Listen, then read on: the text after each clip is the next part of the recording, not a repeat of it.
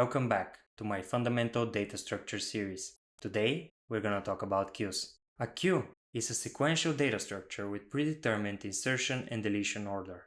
In this video, we'll analyze the queue data flow, we'll talk about applications, and we'll export the queue container in the C++ standard library. Finally, we'll design and implement a custom abstract data type for a queue in C++. Let's start with data flow. The queue data structure has the same logical flow as a queue in the grocery store. The first element to be inserted into the structure is also the first element to be removed. This data flow principle is called first in, first out. If we have a queue of integers with the numbers 3, 4, and 5 already in the queue, we can insert a new number, let's say 6, only at one end. This is the rear of the queue. The insertion operation in a queue is called enqueue. The removal operation is usually called dequeue. In the current state of the example, the only integer that can be removed is at the front of the queue, and that's 3. Next, let's talk about applications.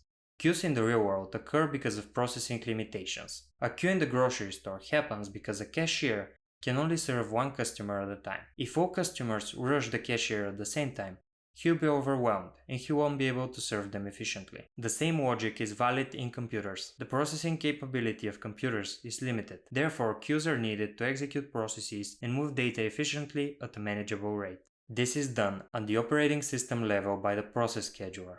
The scheduler utilizes multiple queue structures to organize the processes and their execution. The scheduler is a complex system, but I'll attempt to outline its function in simplified form. All processes are enqueued in the job queue while they await for memory allocation. When a process is ready to execute and memory is allocated, it is moved to the ready queue. The scheduler utilizes other queue structures as well, such as the device queue for processes waiting for input-output devices.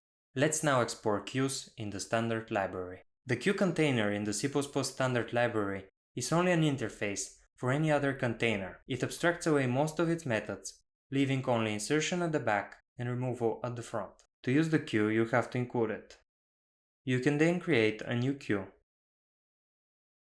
The queue object supports multiple member functions. I can add a new element using push. I can remove an element with pop. I can get the front element using front.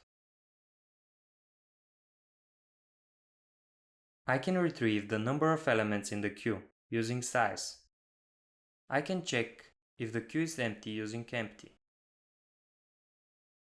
I will now design a custom abstract data type for a queue. Usually you should not implement your own queues. You should use the standard library implementation whenever possible. In this case, I'll design and implement a queue to demonstrate how the structure's internals work. For this implementation, I'll use a linked list as the container type. My queue design will include a single class. The queue class includes the private container property, which is of type stdlist. The public methods are the core enqueue and dequeue methods and a few auxiliary ones. Now, let's jump to the implementation. We're starting with an empty Visual Studio project. I'll first create the queue header file. The queue will be a template class. We have to define the private container property, which will be of type stdlist. We have to also include the list container. The public properties are the void enqueue. It accepts a single parameter of type t. Next is the void dequeue. The getFrontGetter, which returns an item of type t, the unsigned int method getSize, and finally the boolean is empty. Next, we'll start implementing the methods one by one, starting with enqueue. It will only use the pushback method of stdlist to insert the new item. The dequeue method will use the popFront method to remove the front item of the queue. We also need to check if the queue is empty with the isEmpty method, which we'll implement later. In that case, we would want to throw an underflow exception as the queue is empty. We'll include exception and create a new underflow exception class that inherits from stdException. It needs to implement the public what method that has to return a string. That string should be an explanation of the exception. In this case, we'll return an underflow exception occurred.